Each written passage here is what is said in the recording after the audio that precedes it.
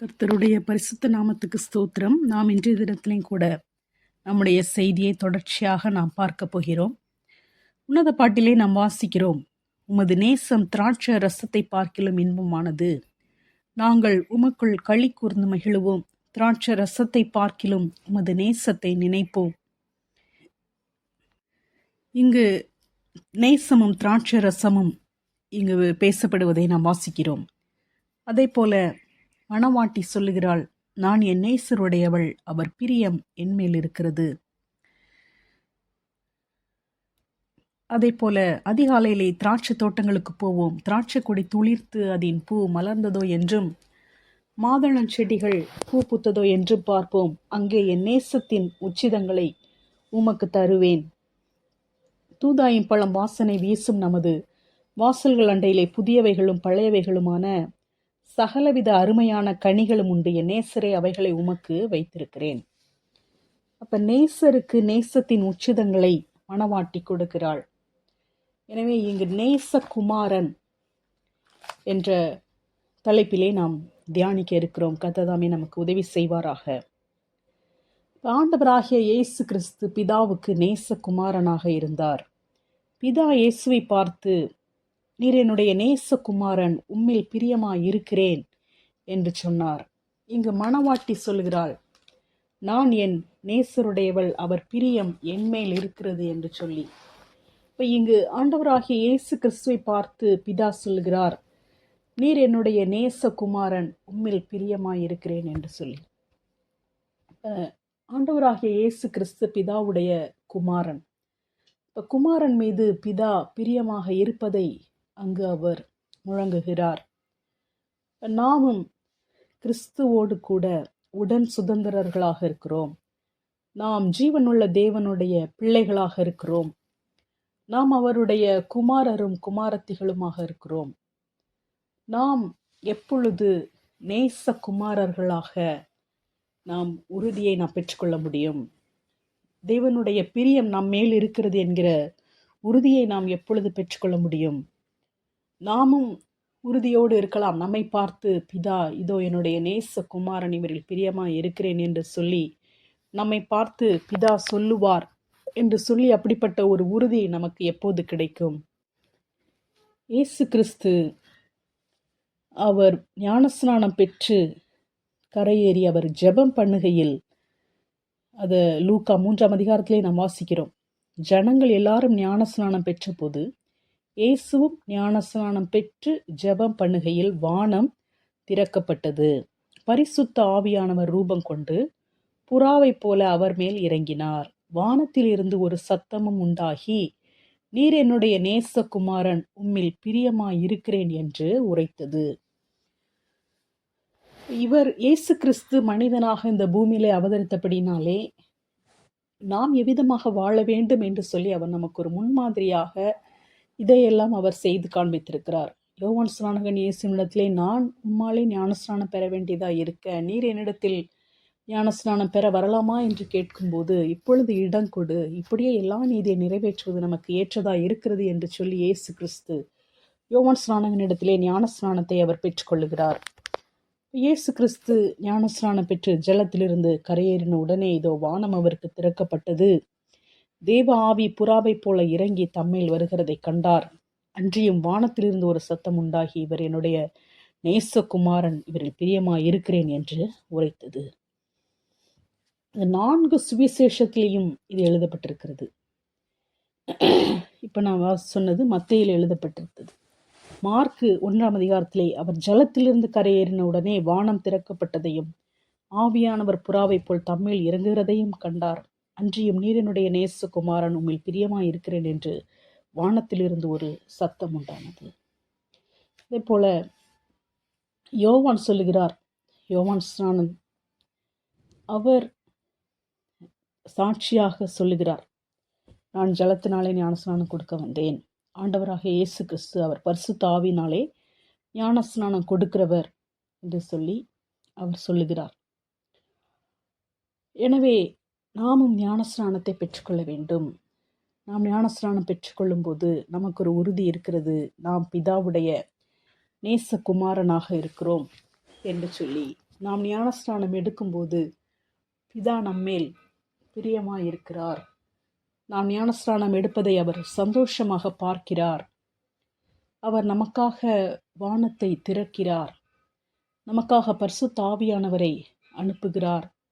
நாம் ஞானஸ்நானம் எடுக்கும்போது, நாம் இயேசுவை விசுவாசித்து நாம் ஞானஸ்நானம் எடுக்கும்போது அவர் நமக்கு பரிசுத்த ஆவியானவரை அனுப்புகிறார். எனவே நாம் ஞானஸ்நானம் பெற்றுக்கொள்ளாமல், நான் இயேசுவை விசுவாசிக்கிறேன் ஆனால் நான் ஞானஸ்நானம் எடுக்க மாட்டேன் என்று நாம் சொல்ல முடியாது. நாம் அவரை விசுவாசிப்பதற்கு அடையாளமாக, நாம் அதை உறுதியாக நாம் அறிக்கை செய்ய, அந்த உலகத்திற்கு நாம் பகிரங்கமாக சொல்ல, தைரியமாக ஒரு சாட்சியாக நாம் சொல்ல, நாம் அந்த ஞானஸ்நானத்தை எடுக்க நாம் தைரியமுள்ளவர்களாக இருக்க வேண்டும். நாம் இவ்விதமாக ஞானஸ்நானம் எடுக்கும்போது நமக்கு உறுதி இருக்கிறது, இதான் நம்மை பார்த்து நேசகுமாரன் என்று சொல்லி அவர் நம்மை பிரியமாய் இருக்கிறார். அதே போல இயேசு கிறிஸ்து மறுரூபமான சம்பவத்தை நாம் பார்க்கிறோம். அவர் மறுரூப மலையிலே மறுரூபமான போது அப்பொழுதும் ஒரு சத்தம் உண்டாகிறது, இவர் என்னுடைய நேசகுமாரன், இவரில் பிரியமாய் இருக்கிறேன், இவருக்கு செவி கொடுங்கள் என்று சொல்லி. இதை நாம் மத்தேயு 17ஆம் அதிகாரத்திலே நாம் வாசிக்கிறோம்.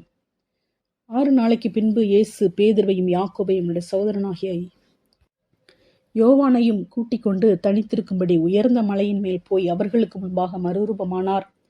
அவர் முகம் சூரியனைப் போல பிரகாசித்தது, அவர் வஸ்திரம் வெளிச்சத்தைப் போல வெண்மையாயிற்று. இவர் மறுரூபமான போது அவருடைய முகம் சூரியனைப் போல பிரகாசிக்கிறது, அவருடைய வஸ்திரம் வெளிச்சத்தைப் போல வெண்மையாயிற்று. அதை லூக்காவிலே நாம் வாசிக்கிறோம். அவருடைய வஸ்திரம் வெண்மையாகி பிரகாசித்தது, அவர் ஜெபம் பண்ணுகையில் அவருடைய முக ரூபம் மாறிற்று. மார்க்கில் வாசிக்கிறோம், அவருடைய வஸ்திரம் உறைந்த மழையைப் போல் பூமியிலே எந்த வண்ணானும் விழுக்கக்கூடாத வெண்மையாய் பிரகாசமாயிற்று என்று சொல்லி நாம் வாசிக்கிறோம். இவர் மாம்சத்திலே மனுஷனாக ஜீவித்து கொண்டிருக்கிற போதே அவர் மறுரூபமாக முடியும் என்பதை அங்கு காண்பிக்கிறார். எனவே இப்பொழுது வாழ்ந்து கொண்டிருக்கிற நாம், ஆண்டவராக இயேசு கிறிஸ்துவின் 2வது வருகை, இரகசிய வருகை இருக்கும் என்று சொன்னால், உயிரோடு வாழ்ந்து கொண்டிருக்கிற நாம் மறுரூபமாகி நாம் அவரோடு கூட எடுத்து செல்லப்பட போகிறோம். அதற்கு அடையாளமாக அவர் உயிரோடு இருக்கும் போதே மறுரூபம் ஆவதை அவர்களுக்கு காண்பித்தார். உயிரோடு மாம்சத்திலே வாழ்ந்து கொண்டிருக்கிறவர்கள் அப்படியே மரிக்காமலே, அப்படியே ஜீவனோடு இருக்கும் போதே, மாம்சத்திலே ஜீவனோடு வாழ்ந்து கொண்டிருக்கும் போதே மறுரூபமாக முடியும். மறுரூபமாகி தேவனோடு கூட ரகசிய வருகைகளை எடுத்துக்கொள்ளப்பட முடியும் என்பதை அங்கு அவர்களுக்கு காண்பிக்கிறதை நாம் பார்க்கிறோம். மரித்தவர்களும் மறுரூபம் அடைவார்கள் என்பதை அவர் மரித்து 3ஆம் நாள் உயிரோடு எழுந்து அதையும் அவர் நிரூபித்து நமக்கு காண்பித்திருக்கிறார். இவ்விதமாக இயேசு அங்கு மறுரூபமான போது அங்கே பிதா சொல்லுகிறார், இதோ ஒளியுள்ள மேகம் அவர்கள் மேல் நிழலிட்டது, இவர் என்னுடைய நேசகுமாரன், இவரில் பிரியமாய் இருக்கிறேன், இவருக்கு செவி கொடுங்கள் என்று அந்த மேகத்திலிருந்து ஒரு சத்தம் உண்டாயிற்று. ஆண்டவராகிய இயேசு கிறிஸ்து மறுரூபமான போது பிதா சொல்லுகிறார், இவர் என்னுடைய நேசகுமாரன், இவரில் பிரியமாய் இருக்கிறேன் என்று சொல்லி. அதே போல நாமும் மறுரூபமாகும் போது நம்மை பார்த்து பிதா சொல்லுவார், இவர் என்னுடைய நேசகுமாரன், இவரில் பிரியமாய் இருக்கிறேன் என்று சொல்லி. நாம் இன்றைய தினத்திலே நாம் பிதாவுக்கு நேசகுமாரர்களாக இருக்கிறோம் என்ற உறுதியை நாம் எவ்விதமாக பெற்றுக்கொள்ளலாம் என்பதை நாம் பார்த்து கொண்டிருக்கிறோம். நாம் சர்வ வல்லமையுள்ள தேவனுக்கு பிள்ளைகளாக இருக்கிறோம், குமாரரும் குமாரத்திகளுமாக இருக்கிறோம். ஆனால் நாம் நேசகுமாரர்களாக இருக்கிறோமா? நாம் அவருக்கு பிரியமாக இருக்கிறோமா? மணவாட்டி சொன்னால் அல்லவா, நான் என் நேசருடையவள், அவருடைய பிரியம் என் மேல் இருக்கிறது என்று சொல்லி தைரியமாக சொன்னால் அல்லவா, அதே போல நாமும் தைரியமாக சொல்ல முடியுமா?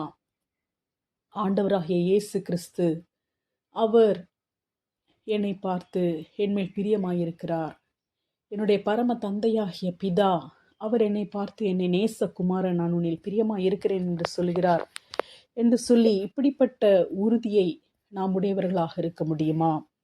அப்போ நாம் இங்கு 3 அனுபவங்களை நாம் இங்கு பார்க்கிறோம். ஞானஸ்நானம் எடுக்கும்போது பிதாவானவர் பரிசுத்த ஆவியானவரை கொடுக்கிறார். அப்புறம் மறுரூபமாகும்போது அதே போல ஆண்டவராக இயேசு கிறிஸ்து அவர் மரித்து உயிரோடு எழுந்து மறுரூபமானார். இப்போ மறுரூபமானதிலே 2 வகை இருக்கிறது. உயிரோடு இருக்கிறவர்கள் அப்படியே மறுரூபமாவது, அதே போல மரித்தவர்கள் ஆண்டவராக இயேசு கிறிஸ்துவின் 2ஆம் வருகையிலே மறுரூபமாவது. அதுவும் அல்லாமல் ஆவி மறுரூபமாகுதல், ஆத்மா மறுரூபமாகுதல், சரீரம் மறுரூபமாகுதல். இந்த மறுரூப மலையிலே ஆண்டவராகிய இயேசு கிறிஸ்துவனுடைய சரீரம் மறுரூபமானதை நாம் பார்க்கிறோம். நாம் ஆண்டவராகிய இயேசுவை விசுவாசித்து பிதாவாகிய தேவனோடு கூட ஒப்புரவாக்கப்பட்ட போது அவர் தம்முடைய பரிசுத்த ஆவியானவரை நமக்கு கொடுத்து நம்முடைய ஆவியை மறுரூபமாக்கி நம்முடைய ஆவியை உன்னதங்களிலே கிறிஸ்துவோடு கூட அமர வைத்திருக்கிறார். நம்முடைய ஆத்துமா ஒவ்வொரு நாளும் நம்முடைய மனம் புதிதாகிறதுனாலே, நம்முடைய சிந்தைகள் கிறிஸ்துவின் சிந்தையாக மாறுகிறதுனாலே நாம் ஒவ்வொரு நாளும் நம்முடைய ஆத்துமா மறுரூபப்பட்டு கொண்டே இருக்கிறது. நம்முடைய சரீரம் மறுரூபம் ஆக்கப்படும். அதற்காக நாம் காத்திருக்கிறோம். ஏனெனில் பரிகரிக்கப்படும் கடைசி சத்துரு மரணம். இப்போ நமக்கு பரிசுத்த ஆவியானவரை கொடுக்கிறவர் ஆண்டவராகிய இயேசு கிறிஸ்து. இந்த யோவான் 1ஆம் அதிகாரத்திலே நாம் இதை தெளிவாக வாசிக்கிறோம். 31ஆம் வசனத்திலே யோவான் ஸ்நானகன் சொல்லுகிறார், நான் இவரை அறியாதிருந்தேன், இவர் இஸ்ரவேலுக்கு வெளிப்படும் பொருட்டாக நான் ஜலத்தினாலே ஞானஸ்நானம் கொடுக்க வந்தேன் என்றான். பின்னும் யோவான் சாட்சியாக சொன்னது, ஆவியானவர் புறாவைப் போல வானத்திலிருந்து இறங்கி இவர் மேல் தங்கினதை கண்டேன். நானும் இவரை அறியாதிருந்தேன், ஆனாலும் ஜலத்தினால் ஞானஸ்நானம் கொடுக்கும்படி என்னை அனுப்பினவர் ஆவியானவர் இறங்கி யார் மேல் தங்குவதை நீ காண்பாயோ அவரே பரிசுத்தாவினால் ஞானஸ்நானம் கொடுக்கிறவர் என்று எனக்கு சொல்லியிருந்தார். அந்தபடியே நான் கண்டு இவரே தேவனுடைய குமாரன் என்று சாட்சி கொடுத்து வருகிறேன் என்றான். அப்ப இங்க யோவான் ஸ்நானகன் அவர் இங்கு தெளிவாக சொல்கிறார், நான் இயேசுவை வெளிப்படுத்தும்படியாக நான் ஜலத்தினால ஞானஸ்நானம் கொடுக்கும்படி என்னை பிதாவானவர் அனுப்பியிருக்கிறார். ஆனால் அவர் என்னை ஜலத்தினால ஞானஸ்நானம் கொடுக்கும்படி அனுப்பினவர் என்னிடத்தில் என்ன சொல்லியிருக்கார் என்று சொன்னால், ஆவியானவர் இறங்கி யார் மேல் தங்குவதை நீ காண்பாயோ அவரே பரிசுத்தாவினால் ஞானஸ்நானம் கொடுக்கிறவர். அப்போ நமக்கு பரிசுத்தாவியை நமக்கு தருகிறவர் யாரு? ஆண்டவராகிய இயேசு கிறிஸ்து. அது ஆண்டவராகிய இயேசு கிறிஸ்து அவர் உயிர்த்தெழுந்த பின்பு அவர் ஜனங்களுக்கு சீஷர்களுக்கு அவர் சொல்லுகிறார். அப்போஸ்தலர் 1ஆம் அதிகாரத்திலே அவர் அவர்களுடனே கூடி வந்திருக்கும் போது அவர்களை நோக்கி, யோவான் ஜலத்தினாலே ஞானஸ்நானம் கொடுத்தான், நீங்கள் சில நாளுக்குள்ளே பரிசுத்த ஆவினாலே ஞானஸ்நானம் பெறுவீர்கள் என்று சொல்லி அவர் சொல்லுகிறார். அப்போ ஆண்டவராகிய இயேசு கிறிஸ்து தான் நமக்கு பரிசுத்த ஆவியானவரை நமக்கு தருகிறவர்.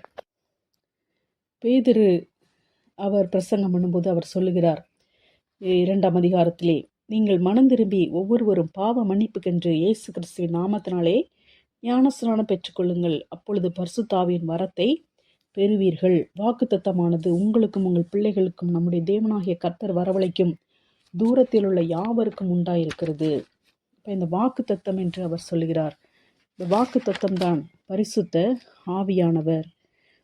அதை இயேசு கிறிஸ்து சொன்னார் அப்போஸ்தலர் 1:5, ஆகையால் நீங்கள் எருசலேமை விட்டு போகாமல் என்னிடத்தில் கேள்விப்பட்ட பிதாவின் வாக்குத்தத்தம் நிறைவேற காத்திருங்கள் என்று கட்டளையிட்டார்.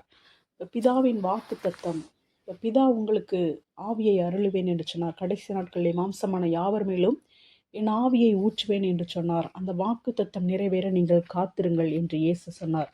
இதே போல பேதுரு சொல்லுகிறார், வாக்குத்தத்தமானது உங்களுக்கும் உங்கள் பிள்ளைகளுக்கும் நம்முடைய தேவனாகிய கர்த்தர் வரவழைக்கும் தூரத்தில் உள்ள யாவருக்கும் உண்டாயிருக்கிறது என்று அவர் சொல்லி, இயேசு கிறிஸ்து நாமத்தினாலே ஞானஸ்நானம் பெற்றுக்கொள்ளுங்கள், அப்பொழுது பரிசுத்தாவின் வரத்தை பெறுவீர்கள் என்று சொல்லி பேதுரு சொல்கிறார். அப்போ இயேசுவை விசுவாசிக்காமல் பரிசுத்த ஆவியானவரை பெற்றுக்கொள்ள முடியாது.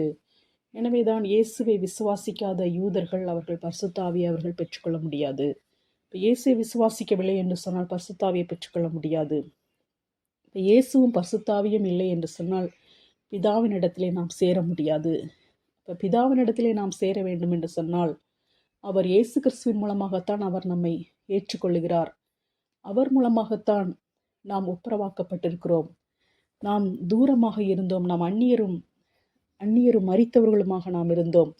ஆனால் இயேசு கிறிஸ்துவினால் தான் நாம் பிதாவோடு கூட ஒப்புரவாக்கப்பட்டிருக்கிறோம். இப்போ இயேசு கிறிஸ்துவை விசுவாசித்தால் தான் நமக்கு பரிசுத்த ஆவியானவர் கிடைப்பார். அதே போல இயேசுவும் பரிசுத்த ஆவியானவரும் இருந்தால்தான் நாம் பிதாவை நாம் சேர முடியும். இப்போ இயேசுவும் பரிசுத்த ஆவியானவரும் இல்லாதவர்களிடத்திலே பிதா பிரியமாக இருக்க மாட்டார். இப்போ நாம் இயேசுவை விசுவாசித்து ஞானஸ்நானம் பெற்றுக்கொள்ளும்போது நாம் பரிசுத்தாவியின் வரத்தை நாம் பெற்றுக்கொள்கிறோம். இப்போ இயேசுவை விசுவாசிக்காமல் பரிசுத்தாவியை பெற்றுக்கொள்ள முடியாது. எனவே இயேசுவை விசுவாசித்து பரிசுத்தாவியை பெற்றுக்கொள்கிறோம். அப்பொழுது நாம் பரிசுத்த ஆவியை பெற்றுக்கொள்ளும்போது பிதா கொடுத்த வாக்கு தத்தத்தை நாம் பெற்றுக்கொள்கிறோம். அதன் மூலமாக நாம் தேவனோடு கூட ஒப்புரவாக்கப்படுகிறோம். அவ்விதமாக நாம் ஒப்புரவாக்கப்படும்போது அவர் நம்மை பார்த்து, இவர் என்னுடைய நேசகுமாரன், இவரில் பிரியமாய் இருக்கிறேன் என்று அவர் சொல்லுகிறார். அப்போஸ்தலர் 8ஆம் அதிகாரத்திலே நாம் பிலிப்பு என்ற சுவிசேஷகர் அவர் ஊழியம் செய்கிறார். அங்கு சமாரியர்கள் தேவ வசனத்தை ஏற்றுக்கொண்டதை எருசலேமில் உள்ள அப்போஸ்தலர்கள் கேள்விப்பட்டு பேதுருவையும் யோவானையும் அவர்களிடத்திற்கு அனுப்பினார்கள். இவர்கள் வந்த பொழுது அவர்களில் ஒருவனும் பரிசுத்த ஆவியை பெறாமல் கர்த்தராகிய இயேசுவின் நாமத்தினாலே ஞானஸ்நானத்தை மாத்திரம் பெற்றிருந்தவர்களாக கண்டு அவர்கள் பரிசுத்த ஆவியை பெற்றுக்கொள்ளும்படி அவர்களுக்காக ஜெபம் பண்ணி அவர்கள் மேல் கைகளை வைத்தார்கள். அப்பொழுது அவர்கள் பரிசுத்த ஆவியை பெற்றார்கள். இப்போ இங்கே பிலிப்பு ஊழியம் செய்த இடத்திலே அவர்களுக்கு ஞானஸ்நானம் கொடுத்தார். ஆனால் அவர்கள் பரிசுத்த ஆவியை பெற்று கொள்ளாமல் இருந்தார்கள். அப்போ நாம் ஞானஸ்நானம் பெறும் பொழுது ஆண்டவராக இயேசு கிறிஸ்து நமக்கு பரிசுத்த ஆவியை தருகிறார். ஆனால் இங்கு நாம் பார்க்கிறோம், ஞானஸ்நானம் பெற்றவர்கள் பரிசுத்த ஆவியை பெற்றுக்கொள்ளாமல் இருக்கிறார்கள். அப்போ இவர்கள் பரிசுத்த ஆவியை பெற்றுக்கொள்ளாமல் இருக்கும்போது பேதுரு யோவான் அவர்களுக்காக ஜெபிக்கிறார்கள். அப்பொழுது அவர்களுக்கு பரிசுத்த ஆவி கிடைக்கிறது. இங்கு பிலிப்பு செய்த ஊழியத்தை குறித்து நாம் 13ஆம் வசனத்திலே வாசிக்கிறோம். சீமோனும் விசுவாசித்து ஞானஸ்நானம் பெற்று பிலிப்பை பற்றி கொண்டு அவனால் நடந்த அடையாளங்களையும் பெரிய அற்புதங்களையும் கண்டு பிரமித்தான். இந்த பிலிப்பு ஊழியம் செய்த இடத்திலே ஜனங்கள் ரட்சிக்கப்பட்டார்கள், ஞானஸ்நானம் பெற்றார்கள். இங்கு அடையாளங்கள் பெரிய அற்புதங்கள் நடைபெறுகிறது. எல்லோரும் கண்டு பிரமிக்கத்தக்க வகையிலே அடையாளங்கள் நடைபெறுகிறது. ஆனால் அவர்கள் பரிசுத்த ஆவியை பெற்றுக்கொள்ளாமல் இருந்ததை நாம் காண்கிறோம். அப்போ எல்லோரும் ஞானஸ்நானம் பெற்றவுடனே பரிசுத்த ஆவியை பெற்றுக்கொள்வார்கள் என்று நாம் சொல்ல முடியாது. அப்போ ஒவ்வொருவருடைய இருதயம் தேவனுக்கு முன்பாக எப்படி இருக்கிறது என்பதை அவர் பார்க்கிறார். அப்போ அவருடைய விசுவாசம் எப்படி இருக்கிறது என்பதை அவர் பார்க்கிறார். இதை கரெக்டாக பர்ஃபெக்டாக இப்படி தான் அப்படின்னு எனக்கு சொல்ல தெரில. ஆனால் நம்ம இங்கே 2 விஷயங்களை நம்ம பார்க்கிறோம். ஞானஸ்நானம் பெறும்போது ஆண்டவராக இயேசு கிறிஸ்து அவர் பாவமே செய்யாதவர், அவர் பரிபூரணர். அவர் ஞானஸ்நானம் பெற்று அவர் கரையேறின போது அவர் மீது பரிசுத்த ஆவியானவர் தங்கினார். இதே போல் பேதுரு பிரசங்கம் பண்ணுகிறார். இயேசுவின் நாமத்தினாலே நீங்கள் மனம் திரும்பி ஞானஸ்நானம் பெற்றுக்கொள்ளும் பரிசுத்த ஆவியின் வரத்தை பெறுவீர்கள் என்று அவர் சொல்லுகிறார். ஆனால் இங்கு பிலிப்பு ஊழியம் செய்த இடத்திலே அவர்கள் ஞானஸ்நானம் பெற்றுக்கொண்டார்கள். ஆனால் பரிசுத்த ஆவி அங்கு அவர்கள் பெற்றுக்கொள்ளாமல் இருந்தார்கள். அதற்காக தனியாக ஜெபிக்கும் போது அவர்களுக்கு பரிசுத்த ஆவியானவர் கிடைக்கிறார். அந்த கொர்நேலியு சம்பவத்திலே நாம் பார்க்கும்போது அந்த புறஜாதிகளிடத்திலே பேதுரு பிரசங்கம் பண்ணுகிறார். அவர் பிரசங்கம் பண்ணி கொண்டே இருக்கும்போது, அவர்கள் வசனத்தை கேட்டுக்கொண்டே இருக்கும்போது பரிசுத்த ஆவியானவர் அவர்கள் மீது இறங்குகிறார். அப்பொழுது அந்த ஜனங்கள் பலவித பாஷைகளை பேசுகிறதையும் தேவனை புகழுகிறதையும் கண்டு அவங்க ஞானஸ்நானம் பெறுவதற்கு முன்பாகவே பரிசுத்த ஆவியை பெற்றுக்கொண்டார்கள். அதை பார்த்தபோது பரிசுத்த ஆவியின் வரம் புறஜாதிகள் மேலும் பொழிந்தருளப்பட்டதை குறித்து பிரமித்தார்கள். அப்பொழுது பேதுரு, நம்மை போல பரிசுத்த ஆவியை பெற்ற இவர்களும் ஞானஸ்நானம் பெறாதபடிக்கு எவனாகிலும் தண்ணீரை விளக்கலாமா என்று சொல்லி கர்த்தருடைய நாமத்தினாலே அவர்களுக்கு ஞானஸ்நானம் கொடுக்கும்படி கட்டளையிட்டான். இந்த சமாரியருக்கு நாம் பார்க்கிறோம், அவர்கள் ஞானஸ்நானம் பெற்றார்கள். ஆனால் பரிசுத்த ஆவியை பெறாமல் இருந்தார்கள். ஜெபித்த போது பரிசுத்த ஆவியை பெற்றுக்கொண்டார்கள். இங்கு கமாலியேல் அந்த கூட்டத்தினர் அவர்களை நாம் பார்க்கும்போது இவர்கள் வசனத்தை கேட்டுக்கொண்டிருந்த போதே பரிசுத்த ஆவியை பெற்றுக்கொண்டார்கள். ஞானஸ்நானத்தை பெறுவதற்கு முன்பாகவே பரிசுத்த ஆவியை பெற்றுக்கொண்டார்கள். அப்போ இவர்கள் பாஷைகளை பேசுகிறதை கேட்டபோது அப்பொழுதுதான் பேதுரு சொல்லுகிறார், நம்மை போல பரிசுத்த ஆவியை பெற்ற இவர்கள் ஞானஸ்நானம் பெறாதபடிக்கு எவனாகிலும் தண்ணீரை விளக்கலாமா என்று சொல்லி அவர்கள் பரிசுத்த ஆவியை பெற்றபடினாலே அவர்களுக்கு ஞானஸ்நானத்தை அவர் கொடுக்கிறார். அப்போ அங்கே இவர்கள் இயேசு கிறிஸ்துவை விசுவாசித்தார்கள். ஆனால் அந்த பேதுரு அவர்களெல்லாம் யூதர் புறஜாதிகள் என்கிற அந்த ஒரு கன்ஃபியூஷனில் அவர்கள் இருக்கிறபடினாலே அங்கு கர்த்தர் அவர்களை ஞானஸ்நானம் வரை காத்திருக்காமல் பரிசுத்தாவியை கொடுப்பதற்கு ஞானஸ்நானம் வரை காத்திருக்காமல் பரிசுத்தாவியை கொடுத்து விடுகிறார். அதை பார்த்தபோது பேதுரு தைரியமாக ஞானஸ்நானம் கொடுக்கிறார். அப்போ தேவனுடைய காரியங்கள் இப்படித்தான் இருக்கும் என்று சொல்லி நம்ம எல்லாவற்றையும் நம்ம அறிந்து கொள்ள முடியாது. அவர் தன்னுடைய காரியங்களை தன்னுடைய வழியிலே அவர் செய்கிறார்.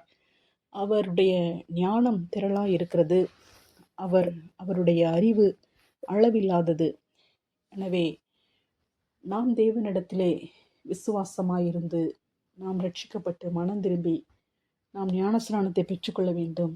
நாம் பரிசுத்தாவியின் வரத்தை பெற்றுக்கொள்ள வேண்டும். நம்முடைய ஆவி ஆத்மா சரீரம் மறுரூபப்பட வேண்டும். அப்பொழுது பிதாவாகிய தேவன் நம்மை பார்த்து நேசகுமாரன் பிரியமாயிருக்கிறேன் என்று அவர் நம்மை பார்த்து சொல்லுவார். அதே போல் அங்கு ஒரு சீமோன் என்கிறவர் அங்கு இருக்கிறார். அவர் பேதுருவும் யோவானும் ஜெபிக்கும் போது பரிசுத்தாவி பொழிந்தருளப்படுகிறதை கண்டு அவர் அதிக பணத்தை கொண்டு அவர்களிடத்திலே நானும் இந்த மாதிரி ஜெபிக்கும்போது மற்றவர்களுக்கு பரிசுத்தாவி கிடைக்க வேண்டும் என்று சொல்லி அவன் கேட்கிறான். நான் எவன் மேல் என் கைகளை வைக்கிறேனோ அவன் பரிசுத்தாவியை பெறத்தக்கதாக எனக்கும் இந்த அதிகாரத்தை கொடுக்க வேண்டும் என்றான். அப்போ பேதுரு என்ன சொல்கிறார்? தேவனுடைய வரத்தை பணத்தினாலே சம்பாதித்து கொள்ளலாம் என்று நீ நினைத்தபடியால் உன் பணம் உன்னோட கூட நாசமாய் போக கடவது. உன் இருதயம் தேவனுக்கு முன்பாக செம்மையாய் இராதபடியால் இந்த விஷயத்திலே உனக்கு பங்கும் இல்லை பாகவும் இல்லை. ஆகையால் நீ உன் துர்க்கணத்தை விட்டு மனம் திரும்பி தேவனை நோக்கி வேண்டிக்கொள். ஒருவேளை உன் இருதயத்தின் எண்ணம் உனக்கு மன்னிக்கப்படலாம். நீ கசப்பான பிச்சிலும் பாவக்கட்டிலும் அகப்பட்டிருக்கிறதாக காண்கிறேன் என்றான். அதற்கு சீமோன், நீங்கள் சொன்ன காரியங்களில் ஒன்றும் எனக்கு நேரிடாத படிக்க எனக்காக கர்த்தரை வேண்டிக் கொள்ளுங்கள் என்றான். இந்த சீமோன் அவன் விசுவாசித்து ஞானஸ்நானம் பெற்று பிலிப்பை பற்றி கொண்டு அவனால் நடந்த அடையாளங்களையும் பெரிய அற்புதங்களையும் கண்டு பிரமித்தான். இவன் யாருன்னு சொன்னால், சீமோன் என்று பெயர் கொண்ட ஒரு மனுஷன் அந்த பட்டணத்திலே மாய வித்தைக்காரனாய் இருந்து தன்னை ஒரு பெரியவன் என்று சொல்லி சமாரியா நாட்டு ஜனங்களை பிரமிக்க பண்ணி கொண்டிருந்தான். தேவனுடைய பெரிதான சக்தி இவன்தான் என்று எண்ணி சிறியோர் பெரியோர் யாவரும் அவனுக்கு செவி கொடுத்து வந்தார்கள். அவன் அநேக காலமாய் தன்னுடைய மாய வித்தைகளினாலே அவர்களை பிரமிக்க பண்ணினதினால் அவனை மதித்து வந்தார்கள். அப்போ இவனை எல்லாரும் மதிச்சிட்டு இருக்காங்க. இவன் ஒரு பெரிய ஆள் மாதிரி அங்கே இருந்துட்டு இருக்கான். மாய வித்தைகளை பண்ணி ஜனங்களை பிரமிக்க பண்ணிட்டு இருக்கான். ஆனால் இங்கே பிலிப்பு அநேக அற்புதங்களை அடையாளங்கள் செய்த போது இந்த சீமோனும் விசுவாசித்து ஞானஸ்நானம் பெற்று அந்த அற்புதங்கள் அடையாளங்களை கண்டு இவன் பிரமிக்கிறான். ஆனால் அதற்கப்புறம் பேதுருவும் யோவானும் ஜெபிக்கும் போது அங்கு பரிசுத்தாவி பொழிந்தருளப்படுகிறது. தேவனுடைய வல்லமை அங்கு வெளிப்படுவதை பார்த்தபோது அந்த சீமோன், நம்மளும் இந்த மாதிரி கை வைக்கும்போது மற்றவங்களுக்கு பரிசுத்தாவி கிடைக்க வேண்டும் என்று நினைக்கிறார். அது ஒரு நல்ல ஆசை தான். பரிசுத்தாவி இல்லாதவங்களுக்கு நம்ம ஜெபிக்கும் போது அவங்களுக்கு பரிசுத்தாவி கிடைக்க வேண்டும் என்று நினைப்பது அது நல்ல ஆசை தான். ஆனால் இவர் ஒரு நல்ல எண்ணத்தில் கேட்கல. பேதுரு சொல்லுகிறார், உன்னுடைய எண்ணம் உன்னுடைய இருதயம் தேவனுக்கு முன்பாக செம்மையாயிராதபடியால். ஆனால் இவர் தேவனுடைய ராஜ்யத்தை கட்டுவதற்காக விருப்பமுள்ளவராக கேட்காமல் அவருடைய பெயர் பெருமைப்பட வேண்டும் என்பதற்காக அவர் கேட்டிருக்கிறார். எனவே அவருடைய இருதயம் தேவனுக்கு முன்பாக செம்மையாக இல்லை. எனவே உன்னுடைய இருதயத்தின் எண்ணம் உனக்கு மன்னிக்கப்படலாம். அவருடைய எண்ணத்திலே பாவம் இருக்கிறது. எனவே உன்னுடைய எண்ணம் கர்த்தரிடத்திலே மன்னிக்கப்பட வேண்டும். நீ கசப்பான பிச்சிலும் பாவக்கட்டிலும் அகப்பட்டிருக்கிறாய் என்று. அப்போ அவருடைய எண்ணம் சரியாக இல்லை. சீமோனுடைய எண்ணம் சரியாக இல்லாதபடினாலே அவர் பாவக்கட்டிலே அகப்பட்டிருக்கிறதை அங்கு பேதுரு சொல்லி, இதிலே உனக்கு பங்குமில்லை பாவமில்லை என்று அவர் சொல்லி அவரை கடிந்து கொள்ளுகிறதை நாம் பார்க்கிறோம். அப்போ நாம் தேவனுடைய ராஜ்யம் கட்டப்படுவதற்காக நாம் அப்படிப்பட்ட எண்ணமுடையவர்களாக கிறிஸ்துவின் சிந்தையுடையவர்களாக இருக்கும்போது நாம் பிதாவுக்கு பிரியமானவர்களாக நாம் இருக்கிறோம். இங்கு 19ஆம் அதிகாரத்திலே அப்பல்லோ என்பவன் கொரிந்து பட்டணத்திலே இருக்கையில் பவுல் மேடான தேசங்கள் வழியாய் போய் எபேசுவுக்கு வந்தான். எபேசுவிலே சில சீஷரை கண்டு, நீங்கள் விசுவாசிகளான போது பரிசுத்தாவியை பெற்றீர்களா என்று கேட்டான். அதற்கு அவர்கள் பரிசுத்தாவி உண்டென்பதை நாங்கள் கேள்விப்படவே இல்லை என்றார்கள். அப்பொழுது அவன், அப்படியானால் நீங்கள் எந்த ஞானஸ்நானம் பெற்றீர்கள் என்றான். அதற்கு அவர்கள், யோவான் கொடுத்த ஞானஸ்நானம் பெற்றோம் என்றார்கள். அப்பொழுது பவுல், யோவான் தனக்கு பின் வருகிறவராகிய கிறிஸ்து இயேசுவில் விசுவாசிகளாய் இருக்க வேண்டும் என்று ஜனங்களுக்கு சொல்லி மனந்திரும்புதலுக்கு ஏற்ற ஞானஸ்நானத்தை கொடுத்தானே என்றான். இதை கேட்டபோது அவர்கள் கர்த்தராகிய இயேசுவின் நாமத்தினாலே ஞானஸ்நானம் பெற்றார்கள். அல்லாமலும் பவுல் அவர்கள் மேல் கைகளை வைத்தபோது பரிசுத்த ஆவி அவர்கள் மேல் வந்தார். அப்பொழுது அவர்கள் அந்நிய பாஷைகளை பேசி தீர்க்க தரிசனம் சொன்னார்கள். இப்போ இந்த எபேசுவில் இவங்க இயேசு கிறிஸ்து மரிப்பதற்கு முன்பாக அவர்கள் அந்த யோவான் அந்த ஞானஸ்நானத்தை அவர்கள் பெற்றிருக்கிறார்கள். இப்போ யோவான் மனம் திரும்புதலுக்கு ஏற்ற ஞானஸ்நானத்தை அவர் கொடுத்தார். ஆனால் நம்ம இப்போ என்ன ஞானஸ்நானம் நாம் பெற்றுக்கொள்ள வேண்டும்? பிதா குமாரன் பரிசுத்தாவின் நாமத்தினாலே நம்ம இயேசு சிலுவையில் மரித்து அவர் நம்முடைய பாவத்தை நம்மை விட்டு விலக்கி நம்மை மன்னித்து நம்மை ரட்சித்திருக்கிறார் என்று சொல்லி நாம் விசுவாசித்து நாம் ஞானஸ்நானம் பெற வேண்டும். இயேசுவின் சிலுவை மரணத்தை விசுவாசிக்க வேண்டும். இயேசு மனிதனாக இந்த உலகத்தில் வந்ததை நாம் விசுவாசிக்க வேண்டும். அவர் 3ஆவது நாள் உயிரோடு எழுந்ததை நாம் விசுவாசிக்க வேண்டும். இதையெல்லாம் விசுவாசித்து நாம் ஞானஸ்நானம் பெற்றுக்கொள்ள வேண்டும். அப்போ இவர்கள் அதையெல்லாம் விசுவாசிக்கவில்லை. பரிசுத்த ஆவி உண்டென்பதை அவர்கள் கேள்விப்படவில்லை. எனவே அவர்களுக்கு பவுல் மீண்டுமாக ஞானஸ்நானத்தை கொடுத்து பரிசுத்த ஆவியின் வரத்திற்காக அவர் ஜெபிக்கிறார். ஜெபிக்கும்போது பரிசுத்த ஆவி அவர்கள் மேல் வந்தார். அப்பொழுது அவர்கள் அந்நிய பாஷைகளை பேசி தீர்க்க தரிசனம் சொன்னார்கள். கலாத்தியர் 3ஆம் அதிகாரம் 14ஆம் வசனத்திலே நாம் வாசிக்கிறோம், ஆபிரகாமுக்கு உண்டான ஆசீர்வாதம் கிறிஸ்து இயேசுவினால் புறஜாதிகளுக்கு வரும்படியாகவும் ஆவியை குறித்து சொல்லப்பட்ட வாக்கு தத்தத்தை நாம் விசுவாசத்தினாலே பெறும்படியாகவும் இப்படி ஆயிற்று. பரிசுத்த ஆவியானவரை குறித்து சொல்லப்பட்ட வாக்கு தத்தத்தை நாம் விசுவாசத்தினாலே பெற்றுக்கொள்கிறோம் என்று இங்கு வாசிக்கிறோம். அப்போ இயேசுவை விசுவாசிக்கிறவனுக்கு அவர் அருளப்போகிற ஆவி என்று யோவான் 6ஆம் அதிகாரத்திலே நாம் வாசிக்கிறோம். ஆபிரகாமுடைய ஆசீர்வாதங்கள் கிறிஸ்து இயேசுவினால் புறஜாதிகளுக்கு வருகிறது. நம்ம இஸ்ரவேல் ஜனங்களாக இல்லாமல் நம்ம புறஜாதிகளாக இருந்தோம். ஆபிரகாமுக்கு கர்த்தர் வாக்குத்தத்தத்தை கொடுத்தார். உன் மூலமாக பூமியில் உள்ள வம்சங்கள் எல்லாம் உனக்குள் ஆசீர்வதிக்கப்படும் என்று சொன்னார். அப்போ ஆபிரகாம் மூலமாக பூமியில் உள்ள வம்சங்கள் எல்லாம் எப்படி ஆசீர்வதிக்கப்பட முடியும்? அப்போ ஆபிரகாமின் மூலமாக அவருடைய சந்ததி ஆசீர்வதிக்கப்பட வேண்டும் என்று சொன்னால் அவருடைய வம்சத்தில் வருகிறார்கள், அவருடைய பிள்ளைகள் இஸ்ரவேல் ஜனங்கள் மாத்திரம்தான் ஆசீர்வதிக்கப்பட முடியும். ஆனால் பூமியின் வம்சங்கள் எல்லாம் உனக்குள் ஆசீர்வதிக்கப்படும் என்று தேவன் வாக்குத்தத்தம் பண்ணியிருந்தார். அந்த வாக்குத்தத்தத்தை நிறைவேற்ற வேண்டும் என்று சொன்னால் அதை அவர் எப்படி நிறைவேற்றுகிறார்? அங்கு ஆபிரகாமுக்கு உன்னுடைய சந்ததி என்று ஒருவனை குறித்து சொல்லியிருக்கிறார் என்று வாசிக்கிறோம்.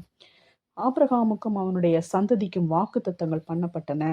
சந்ததிகளுக்கு என்று அநேகரை குறித்து சொல்லாமல் உன் சந்ததிக்கு என்று ஒருவனை குறித்து சொல்லியிருக்கிறார். அந்த சந்ததி கிறிஸ்துவே. ஆபிரகாமுடைய சந்ததி என்று கிறிஸ்துவை குறித்து சொல்லப்பட்டிருக்கிறது. அப்போ ஆபிரகாமுடைய வாக்குத்தத்தங்கள் கிறிஸ்துவுக்கு வருகிறது. கிறிஸ்துவை விசுவாசிக்கிற யாவரும் கிறிஸ்துவின் சந்ததி, அவர்கள் ஆபிரகாமின் சந்ததியாக மாறுகிறார்கள். நம்ம கிறிஸ்துவுக்கு உடன் சுதந்திரராக இருக்கிறபடினாலே நாம் கிறிஸ்துவை விசுவாசிக்கும் போது நாமும் ஆபிரகாமின் சந்ததிகளாக நாம் மாறுகிறோம். நாமும் ஆபிரகாமின் ஆசீர்வாதங்களுக்கு சுதந்திரர்களாக நாம் மாறுகிறோம். அப்போ நாம் விசுவாசத்தினாலே நாம் ஆபிரகாமுடைய சந்ததியாக நாம் மாற்றப்பட்டிருக்கிறோம். எனவே நாம் ஈசாக்கை போல வாக்கு தத்தத்து பிள்ளைகளாக இருக்கிறோம். நாம் மாம்சத்தின்படி பிறந்த அடிமையின் பிள்ளைகள் அல்ல, நாம் ஈசாக்கை போல பிறந்த வாக்கு தத்தத்து பிள்ளைகளாக நாம் இருக்கிறோம். ஈசாக்கு வாக்கு தத்தத்து பிள்ளை, அவர் அடிமையின் பிள்ளை அல்ல. ஈசாக்கு பிறந்த போது ஆபிரகாமுடைய சரீரம் செத்து போனதைப் போல இருந்தது, சாரலுடைய கற்பமும் செத்து போனதைப் போல இருந்தது. ஆனால் அவர் வாக்கு தத்தத்தினால் மாத்திரமே அவர் பிறந்தார். அதே போல நாமும் வாக்கு தத்தத்து பிள்ளைகளாக இருக்கிறோம். நம்முடைய வாக்கு தத்தம் என்ன? பரிசுத்த ஆவியானவர். பிதாவின் வாக்கு தத்தம் நிறைவேற காத்திருங்கள் என்று இயேசு சொன்னார். பிதாவின் வாக்கு தத்தம் பரிசுத்த ஆவியானவர். அப்போ நாம் பரிசுத்த ஆவியானவரின் பிள்ளைகளாக நாம் இருக்கிறோம். ஆண்டவராகிய இயேசு கிறிஸ்து அவர் பரிசுத்த ஆவியானவராலே அவர் உண்டாக்கப்பட்டார். இப்போ மரியாளை குறித்து நாம் என்ன வாசிக்கிறோம்? மரியாள் பரிசுத்த ஆவியினாலே கர்ப்பவதி ஆனாள் என்று நாம் பார்க்கிறோம். ஆண்டவராகிய இயேசு கிறிஸ்துவை குறித்து ஆதியாகமம் 3:15 வாக்குத்தத்தம் பண்ணப்பட்டிருக்கிறது. அவர் ஸ்திரீயின் வித்தாக வருவார் என்று சொல்லி. அங்கு ஸ்திரீயின் வித்து என்று சொல்லும்போது அநேகர் ஒவ்வொரு காரியத்தை சொல்கிறார்கள். ஸ்திரீ என்பது மரியாளை குறிக்கிறது அல்லது சபையை குறிக்கிறது என்று சொல்லி ஒவ்வொருவரும் ஒவ்வொரு காரியத்தை சொல்கிறார்கள். ஆனால் ஒரே ஒரு அர்த்தம் தான் இருக்க வேண்டும் என்று அல்ல. ஒரு ஒரு வார்த்தைக்கு அநேக அர்த்தங்களை கர்த்தர் வைத்திருக்க முடியும். அப்போ இங்கு ஆண்டவராகிய இயேசு கிறிஸ்து பரிசுத்த ஆவியினாலே அங்கு உருவாகிறார்.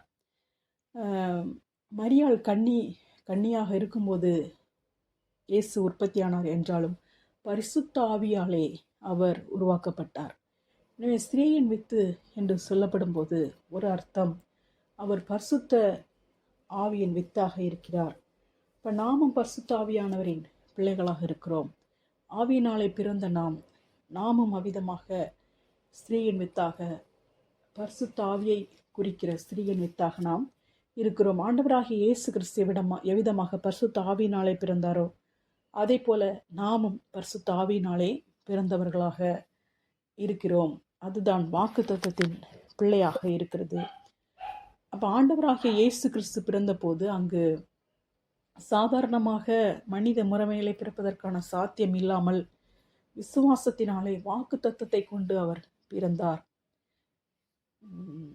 ஈசாக்கு பிறந்த போது, அவர் பிறக்கும்போது சாதாரணமாக பிள்ளைகள் பிறப்பதைப் போல இல்லாமல் அவர் வாக்குத்தத்தத்தினாலே பிறந்தார்.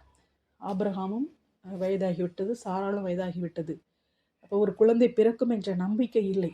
வாக்குத்தத்தத்தினால், விசுவாசத்தினாலே அவர் பிறந்தார் ஈசாக்கு. எனவே அவர் வாக்குத்தத்தத்தின் பிள்ளையாக இருக்கிறார். அதே போல இயேசு கிறிஸ்து பிறக்கும் போதும் அங்கேயும் சாதாரண மனுஷ முறைமையின்படி பிறப்பதற்கான சாத்தியக்கூறுகள் எதுவும் இல்லை. மரியாள் கன்னிகையாக இருக்கிறாள், அவளுக்கு இன்னும் திருமணமாகவில்லை. அப்போ அங்கு அவர் மனிதனுடைய சாத்தியக்கூறுகள் எதுவும் இல்லாமல் அவர் வாக்குத்தத்தத்தின்படியாக பரிசுத்தாவினாலே அவர் பிறக்கிறார். அதே போல நாமும் அக்கிரமங்களினாலும் பாவங்களினாலும் மரித்தவர்களாக நாம் இருக்கிறோம், புறஜாதிகளாக இருக்கிறோம், தேவனுக்கு அந்நியராக நாம் இருக்கிறோம். ஆனால் நாம் வாக்குத்தத்தத்தின்படியாக, ஈசாக்கத்தோல வாக்குத்தத்தத்தின்படியாக விசுவாசத்தினாலே பரிசுத்தாவினாலே நாம் மீண்டுமாக தேவனுடைய பிள்ளைகளாக நாம் பிறந்திருக்கிறோம். இப்போ தேவனுடைய வசனமாகிய வித்து பரிசுத்த ஆவியானவர், வசனத்தினாலே நாம் மறுபடியுமாக ஜெனிப்பிக்கப்பட்டிருக்கிறோம் என்று நாம் வாசிக்கிறோம். அப்போ நாம் பரிசுத்த ஆவியினாலே நாம் பிறந்திருக்கிறோம். இப்போ இந்த ஸ்திரீயின் வித்து என்று சொல்லும்போது அது இயேசு கிறிஸ்துவை குறிக்கிறது. நாம் கிறிஸ்துவுக்கு உடன் சுதந்திரராக இருக்கிறபடினாலே அது நம்மையும் குறிக்கிறது. ஸ்திரீயின் வித்து, அவர் சர்ப்பத்தின் தலையை நசுக்குவார். இயேசு கிறிஸ்து சர்ப்பத்தின் தலையை நசுக்கினார். ஆனால் அந்த வேலையை தொடர்ந்து செய்யும்படியாக அவர் நமக்கு கொடுத்திருக்கிறார். இயேசு கிறிஸ்து என்ன சொன்னார்? என்னை விசுவாசிக்கிறவன் நான் செய்கிற கிரியைகளையும் செய்வான், என்னை பார்க்கிலும் பெரிதான கிரியைகளையும் அவன் செய்வான். அப்போ இயேசு கிறிஸ்து செய்த கிரியைகளை நாம் செய்யும்படியாக, அதைவிடையும் அதிகமான கிரியைகளை செய்யும்படியாக நாம் உருவாக்கப்பட்டிருக்கிறோம். அவர் நமக்காக, நம் பாவத்திற்காக ஆக்கினை ஏற்றுக்கொண்டார். அதை செய்வதற்காக அல்ல, மற்ற காரியங்கள் அவர் நாம் எதை செய்ய வேண்டும் என்று வைத்திருக்கிறாரோ அந்த காரியங்களை செய்யும்படியாக நாம் இருக்கிறோம். எனவே ஸ்திரீயின் வித்து சர்ப்பத்தின் தலையை நசுக்கும் என்பது இயேசு கிறிஸ்து ஏற்கனவே நசுக்கிவிட்டார். ஆனால் இப்பொழுதும் பிசாசு கிரியை செய்து கொண்டுதான் இருக்கிறான். அவனுடைய கிரியைகளை அழிக்கிற வேலை நமக்கும் இருக்கிறது. எனவே அந்த ஸ்திரீயின் வித்து என்பது ஆண்டவராகிய இயேசு கிறிஸ்துவை குறிக்கிறது. அதே போல ஆண்டவராகிய இயேசு கிறிஸ்துவுக்கு உள்ளாக இருக்கிற நம்மையும் சேர்த்து குறிக்கிறது. ஏனெனில் நாம் கிறிஸ்துவுக்கு உடன் சுதந்திரர்களாக நாம் இருக்கிறோம். நாம் கிறிஸ்து நமக்கு தந்த வேலையை நாம் செய்யும்போது, சுவிசேஷத்தை சொல்லும்போது, நாம் பரிசுத்த ஆவியானவரால் நடத்தப்படும் போது, நாம் ஸ்திரீயின் வித்தாக இருந்து, இயேசு கிறிஸ்து எப்படி ஸ்திரீயின் வித்தாக பிசாசின் தலையை நசுக்கினாரோ அதே போல நாமும் ஸ்திரீயின் வித்தாக இருந்து பரிசுத்த ஆவியானவரின் பிள்ளைகளாக இருந்து பிசாசின் கிரியைகளை நாம் அழிக்கும்போது நாமும் சர்ப்பத்தின் தலையை நசுக்குகிறவர்களாக நாம் இருக்கிறோம். அதே போல ஈசாக்கை போல நாம் வாக்குத்தத்தத்தின் பிள்ளைகளாக இருக்கிறோம். ஈசாக்கு ஒரு மரணத்திற்கு உள்ளே சென்று அவர் உயிரோடு எழுந்ததைப் போல அப்படிப்பட்ட ஒரு சூழ்நிலையிலே அவர் சென்று வந்தார். அதே போல் ஆண்டவராகிய இயேசு கிறிஸ்து அவர் மரித்து அடக்கம் பண்ணப்பட்டு 3ஆம் நாள் உயிரோடு எழுந்தார். அப்போ ஆண்டவராகிய இயேசு கிறிஸ்து அவரை பிடிப்பதற்கு எல்லோரும் வந்தபோது இந்த சீஷர்கள் என்ன செய்தார்கள்? எல்லாரும் அவரை விட்டு ஓடி போனார்கள். மத்தேயுவிலே இயேசு கிறிஸ்து தன்னுடைய சிலுவை பாடுகளை குறித்து அவர் பேசுகிறார். பேசும்போது சீமோன் பேதுரு அவரை கடிந்து கொள்ள தொடங்குகிறார். மத்தேயு 16ஆம் அதிகாரத்திலே இயேசு கிறிஸ்து கேட்கிறார், என்னை யார் என்று சொல்கிறீர்கள் என்று கேட்கும்போது சீமோன் பேதுரு, நீர் ஜீவனுள்ள தேவனுடைய குமாரனாகிய கிறிஸ்து என்று சொல்கிறார். அப்பொழுது அவர் பின் பேசினதை நாம் அறிந்திருக்கிறோம். அது முதல் இயேசு தாம் எருசலேமுக்கு போய் மூப்பராலும் பிரதான ஆசாரியராலும் வேத பாரகராலும் பல பாடுகள் பட்டு கொலையுண்டு 3ஆம் நாளில் எழுந்திருக்க வேண்டும் என்பதை தம்முடைய சீஷர்களுக்கு சொல்ல தொடங்கினார். அப்போ இங்கே இயேசு தான் மரிக்கப் போவதை மாத்திரம் அவர் சொல்லவில்லை. நான் பாடுகள் பட வேண்டும், கொலையுண்ணப்பட வேண்டும், 3ஆம் நாளில் எழுந்திருக்க வேண்டும் என்று சொல்கிறார். அப்போ இது அவர் நான் செத்து போயிடுவேன் அப்படின்னு சொல்லி ஒரு துக்கமான ஒரு செய்தி அவர் சொல்லவில்லை. இப்போ இவர் அவர் தேவகுமாரனாக இருக்கிறார், ஜீவனுள்ள தேவனுடைய குமாரனாகிய கிறிஸ்து என்று அவர்கள் அறிந்து கொண்டார்கள். பேதுரு அதை வெளிப்படையாக சொல்லிவிட்டார். இப்போ சீஷர்கள் அதை அறிந்திருக்கிறார்கள். அப்போ இயேசு சொல்ல தொடங்குகிறார், நம்ம பாடுகள் பட்டு நான் கொலையுன்று 3ஆம் நாள் நான் மீண்டுமாக உயிரோடு எழும்ப வேண்டும் என்று சொல்லி. அப்போ அதை சொல்லும்போது அப்போ அந்த பேதுரு என்ன செய்கிறார், அவரை அழைத்து கொண்டு போய், ஆண்டவரே இது உமக்கு நேரிடக்கூடாது, இது உமக்கு சம்பவிப்பதில்லை என்று அவரை கடிந்து கொள்ள தொடங்கினான். அப்போ இங்கே அவர் உடனடியாக இயேசு அந்த பிசாசை அங்கு கண்டு கொண்டார். எனக்கு பின்னாக போ சாத்தானே என்று சொல்லி. இயேசு நான் மீண்டுமாக நான் உயிரோடு எழும்ப வேண்டும் என்று சொன்னபோது, அப்போ ஏற்கனவே இயேசு செய்த அற்புதங்களை எல்லாம் இந்த சீஷர்கள் பார்த்திருக்கிறார்கள். மரித்தோரை அவர் உயிரோடு எழுப்பினதை அவர்கள் பார்த்திருக்கிறார்கள். இப்போ இவர் தேவனுடைய குமாரன் என்பதை அவர்கள் அறிந்திருக்கிறார்கள். அப்படி இருக்கும்போது நான் மீண்டுமாக எழும்ப வேண்டும் என்று சொல்லும்போது இந்த சாத்தானானவன் உடனடியாக அவரிடத்திலே பேசுகிறான். நீர் திரும்பலாம் எழும்ப முடியாது, செத்தா செத்தது தான், மரித்தா மரித்தது தான், திரும்பலாம் எழும்பலாம் முடியாது, அதெல்லாம் உமக்கு நடக்காது அப்படின்னு சொல்லி கோபமாக கடிந்து கொள்ள தொடங்குறான். அப்போ இயேசு என்ன சொல்லுகிறார், எனக்கு பின்னாக போ சாத்தானே, நீ எனக்கு இடரலாக இருக்கிறாய், தேவனுக்கு ஏற்றவைகளை சிந்தியாமல் மனுஷருக்கு ஏற்றவைகளை சிந்திக்கிறாய் என்றார். இப்போ இயேசு கிறிஸ்து நான் மரித்தோரிலிருந்து உயிரோடு எழும்புவேன் என்று சொன்ன உடனடியாக அவருக்கு எந்த அளவிற்கு அந்த பிசாசானவன் எதிர்ப்பை தெரிவிக்கிறான் என்பதை நாம் பார்க்கிறோம். இது பேதுரு சொல்லுகிறார். ஆனாலும் அவர் பேதுருவை சொல்லாமல் சாத்தானை தான் இயேசு கிறிஸ்து சொல்லுகிறார். அப்போ அது சாத்தானின் வார்த்தையாக இருக்கிறது. இப்போ எனக்கு பின்னாக போ பேதுருவை என்று கர்த்தர் சொல்லவில்லை, எனக்கு பின்னாக போ சாத்தானை என்று சொல்லுகிறார். அப்போ இயேசு நீங்கள் உயிரோடு எழும்ப முடியாது, நீங்கள் மரிச்சிட்டிங்கன்னா மரிச்சது தான், நீங்கள் உயிரோடு எழும்ப முடியாது என்று சொல்லி அவரை கடிந்து கொண்டு அவரை பயமுறுத்த அங்கு முயற்சிக்கிறதை நாம் பார்க்கிறோம். அப்போ இயேசு கிறிஸ்து மரிக்க வேண்டும். இந்த பிசாசானவன் என்ன நினைத்தான்? பிசாசானவன் எப்படிப்பட்டவன்? அவன் கொல்லவும் அழிக்கவுமே வருகிறான். அவன் மனுஷரை கொல்லுவது தான் அவனுடைய வேலை. அப்போ அவனுக்கு இயேசுவை கொல்ல வேண்டும். அதான் ஏரோது அந்த 2 வயசு பிள்ளைங்களை எல்லாம் அங்கே கொல்லுகிறதை நம்ம பார்க்கிறோம். இயேசுவை கொல்லணும் அப்படின்னு சொல்லி அங்கே கொல்ல முடியலை.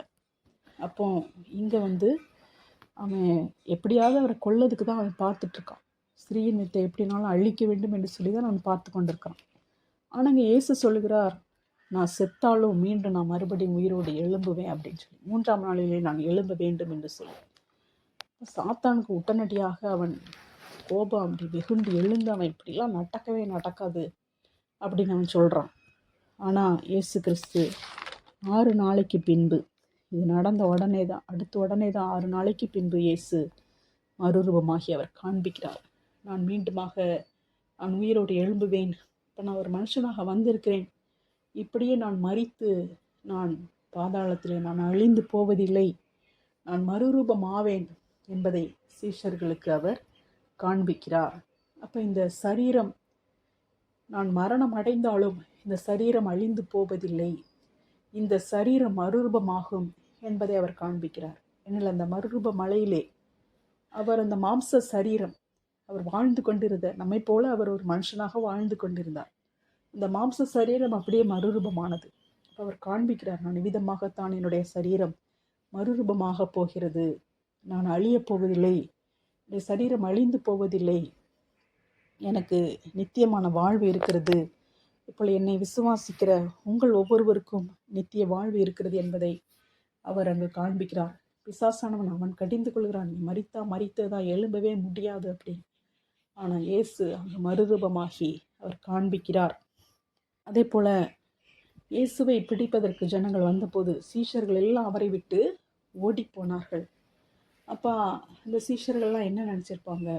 இயேசு எத்தனையோ தடவை சொல்லிட்டார், நான் 3ஆவது நாள் நான் எழும்புவேன், நான் மரித்தாலும் 3ஆவது நாள் எழும்புவேன்னு எத்தனையோ தடவை ஆண்டவர் சொல்லிட்டார். ஆனாலும் அவர் 3ஆவது நாள் எழும்பினப்ப யாருமே அவரை நம்பவும் கிடையாது. இந்த ஸ்திரீகள் போய் சொன்னப்போ கூட அவங்க என்ன செய்யலை, நம்பலை. அந்த எம்மாவுக்கு போன அவங்களெல்லாம் இயேசுவே திட்டுறார், மந்த இருதயம் உள்ளவர்களே என்று சொல்லி. அந்த அளவுக்கு எத்தனை தடவை சொன்னாலும் அவங்களுக்கு என்ன செய்யலை, மண்டையில் ஏறவே இல்லை. அதனால தான் அவர் லாசரை 4 நாள் கழித்து உயிரோட எழுப்பி அவர்களுக்கு காண்பித்திருக்கார். அப்புறம் எத்தனையோ தடவை இயேசு சொல்கிறார், நான் 3ஆவது நாள் எழும்புவேன், நான் உயிரோட எழும்புவேன் அப்படின்னு. பிளெயினாகவே அவர் சொல்கிறாரு, நான் தேவாலயத்தை இடித்து போடுங்க, 3ஆவது நாள் எழுப்புவேன் அப்படின்னு ஒரு உவமையாக சொன்னார். ஆனால் பிளெயினாகவே நான் பாடுபட்டு கொலையுண்டு மரித்து 3ஆவது நாள் நான் எழும்ப வேண்டும் அப்படின்னு அவர் சொல்லுகிறார். ஆனாலும் இவங்க என்ன செய்கிறாங்க, அதை நம்பாமல் இருக்கிறாங்க. அவர் உயிர் தெழுந்து வந்தபோது அந்த சீஷர்களெல்லாம் அவர் திட்டுறாரு. அவருடைய கடின இருதயத்தையும் அவருடைய அவிசுவாசத்தையும் குறித்து அவர்களை கடிந்து கொண்டார் என்று நம்ம வாசிக்கிறாங்க. அவிசுவாசமாக இருந்தாங்க, கடின இருதயமாக இருந்தாங்க. எத்தனை தடவை சொன்னாலும் 3ஆவது நாள் நான் உயிரோட எழும்பிடுவேன்னு எத்தனையோ தடவை சொல்லியிருக்காரு. அது ஒரு ஆள் கூட அதை நம்பவே இல்லை. முதல் முறையாக பார்த்த மகதலேனா மரியாள் கூட அவர் உயிரோட எழுந்திருப்பாருன்னு அதை பார்க்கறதுக்கு போல. அவர் சரீரத்துக்கு அந்த கந்த வர்க்கங்களை அந்த வாசனை திரவியங்களை வைக்கிறதுக்கு தான் போனது. போன இடத்துல அந்த பணத்தை காணும்னு அவ தேடுறான், மரித்த சரீரத்தை. இப்போ இயேசு உயிர் தெழுந்து நிற்கிறாரு. அவரை பார்த்துட்டு தோட்டக்காரன் நினச்சிட்டு பேசிகிட்டு இருக்கான். அந்த அளவிற்கு இயேசு எத்தனையோ தடவை சொன்ன போதிலும் அவங்களுக்கு விசுவாசமே வரல. ஒரு ஆள் கூட 3ஆவது நாள் இயேசு உயிரோட எழும்பியிருக்காரான்னு பார்க்கறதுக்கு யாருமே போகலை. அவரே தன்னால் நான் எழும்பிட்டேன்னு சொன்னால் கூட அந்த தோமா என்ன சொல்கிறாரு, நான் அந்த காயத்தில் நான் கையை போடணும், அப்போ தான் நான் விசுவாசிப்பேன் அப்படின்னு. அப்புறம் அந்த எம்மாவு போன சீஷர்களோடு கூட அவர் கூடவே நடந்து போகிறார். அப்பவும் அவங்களுக்கு தெரியலை. அப்புறம் அப்பத்தை பிட்டு கொடுக்கும்போது தான் அவங்களுக்கு தெரியுது. அதே போல் இன்னொரு முறை அவருக்கு தரிசனமாகி, ஏன் என்ன நீங்கள் விசுவாசிக்க மாட்டேங்கிங்க, எனக்கு இருக்கிற மாதிரி எலும்பு மாம்சமும் ஒரு ஆவிக்கு இராது, என்னை நீங்கள் தொட்டு பாருங்கள், எனக்கு எலும்பு இருக்குது, மாம்சம் இருக்குது, இதுவும் நீங்கள் நம்பலையா, நான் சாப்பிட்டு காட்டுறேன் அப்படின்னு சொல்லி ஒரு தேன் அந்த கண்டத்தை சாப்பிட்றாரு. அப்புறம் பொரிச்ச மீன் நான்வெஜ்ஜு சாப்பிட்டு காட்டுறார், ஒரு ஆவி எப்படி எப்படி சாப்பிடும். அதுவும் இல்லாமல் அவருடைய சரீரத்தை பார்க்கும்போது தோட்டக்காரன் நினைக்கிறாங்க, அப்போ சாதாரணமாக இருக்கிறார். இந்த எம்மாவூர் சீஷர்கள் அங்கே போனவங்க அவங்க என்ன சொல்கிறாங்க, இவர் எங்கேயோ போகிறார் போல் அப்படின்னு நினச்சி பேசிகிட்டே போகிறாங்க. அப்போ அந்த மறுரூபமான சரீரம், அவர் எப்படி ஒரு மனுஷன் இந்த உலகத்தில் வாழ்ந்தாரோ அதே போல் மீண்டுமாக அவர் மறுரூபமாகி இந்த உலகத்திலே 40 நாள் இருந்து தேவனுடைய ராஜ்யத்துக்கு அடுத்தவைகளை குறித்து அவர் பேசி அவர்களுக்கு உறுதிப்படுத்தினார் என்று நாம் வாசிக்கிறோம்.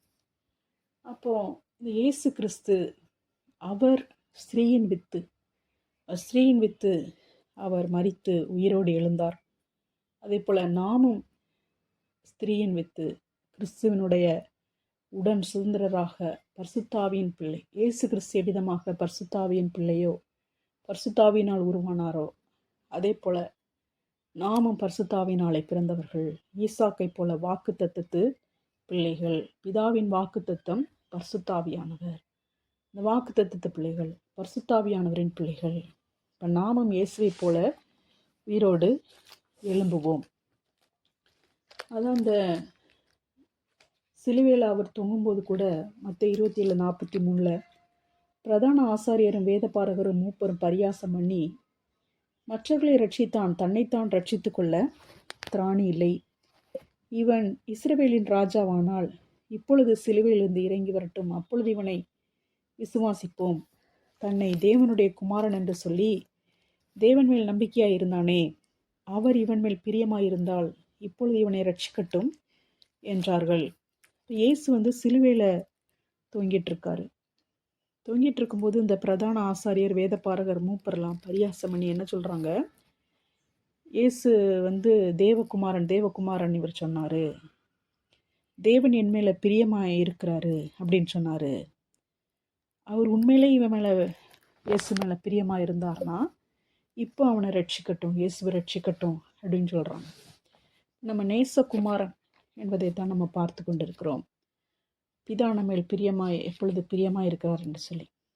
அப்போ இங்கே பிரதான ஆசாரியர் சொல்கிறாங்க, பிதா இயேசு மேலே பிரியமாக இருந்தார்னா அவர் வந்து இவரை மரணத்திலிருந்து என்ன செய்யணும், விடுவிக்கணும் அப்படின்னு.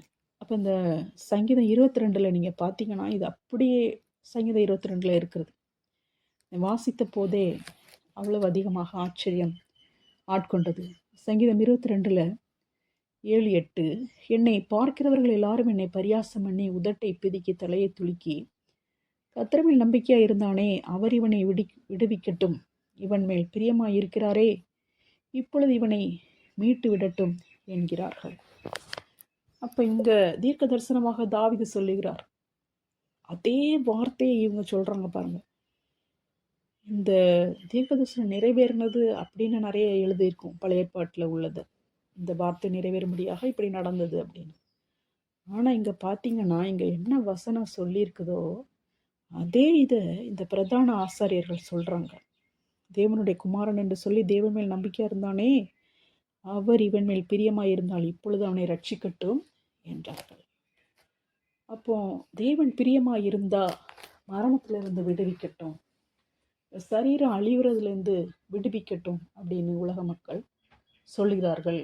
இப்போ பிசாசு அவன் என்ன செய்கிறவன், ஜனங்களுக்கு மரணத்தை கொடுக்கிறவன். இப்போ எல்லாரையும் எல்லாருக்கும் கொலை பண்ணணும், கொல்லணும், மரிக்கணும், மரணம், இதுதான் பிசாசு கொடுக்க நினைக்கிறது.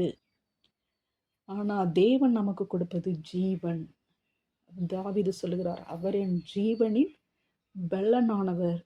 நம்முடைய ஜீவன் ஒரு பலவீனமான ஜீவன் கிடையாது. நம்முடைய ஜீவன் தேவனுடைய பலத்தால் நிரப்பப்பட்டது. நம்முடைய ஜீவனின் பலன் யாரு? ஆண்டவராகிய தேவன். நம்முடைய ஜீவன் பலனான ஜீவன், தேவனுடைய பலத்தால் நிரம்பின ஜீவன், நித்திய ஜீவன். அப்போ நம்மை மரணத்திலிருந்து அவர் விடுவிக்கிறார். இயேசு பிடிக்க வந்தப்ப சீஷர்கள் எல்லாம் ஓடுனாங்க.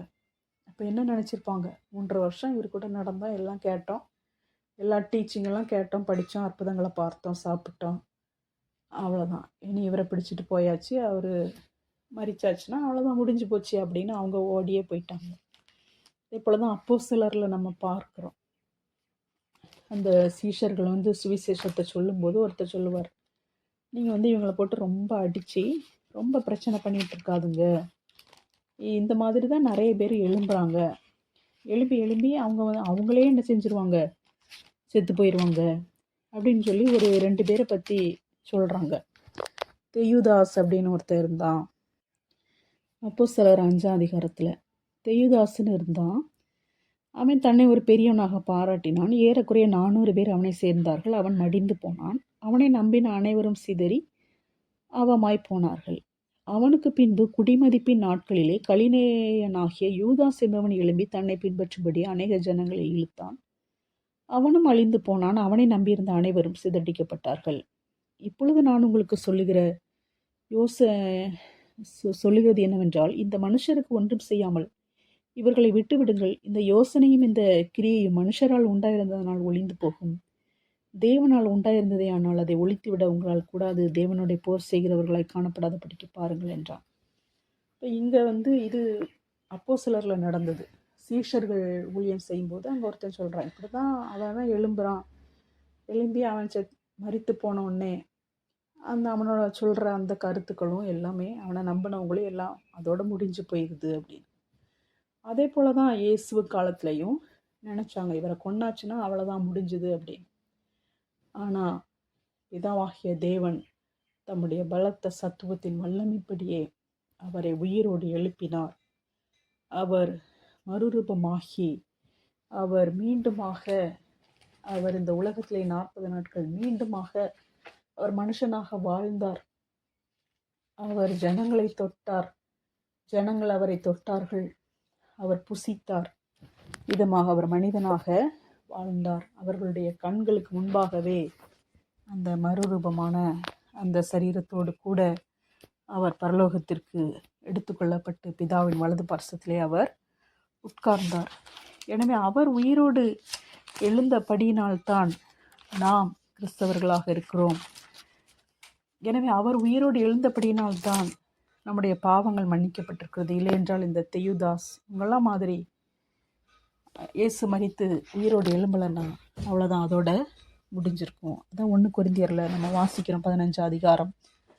கிறிஸ்து எழுந்திருக்கவில்லை என்றால் எங்கள் பிரசங்கமும் விருதா, உங்கள் விசுவாசமும் விருதா.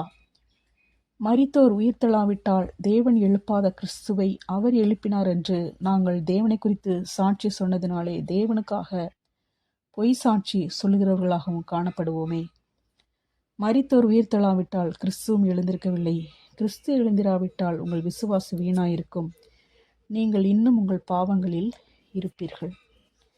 எனவே இயேசு கிறிஸ்து உயிரோடு எழுந்தபடினாலே நாம் இன்று நித்திய ஜீவனை உடையவர்களாக பிதாவின் வாக்குத்தத்தமாகிய பரிசுத்த ஆவியானவரை பெற்றுக்கொண்டவர்களாக நாம் இருக்கிறோம்.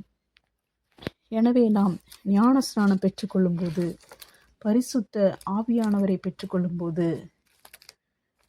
நாம் மறுரூபமாகும்போது நாம் பிதாவுக்கு நேச குமாரர்களாக நாம் இருக்கிறோம். நம்மீது பிதா பிரியமானவராக இருக்கிறார். கர்த்தர் தாமே நம்மை ஆசீர்வதிப்பாராக.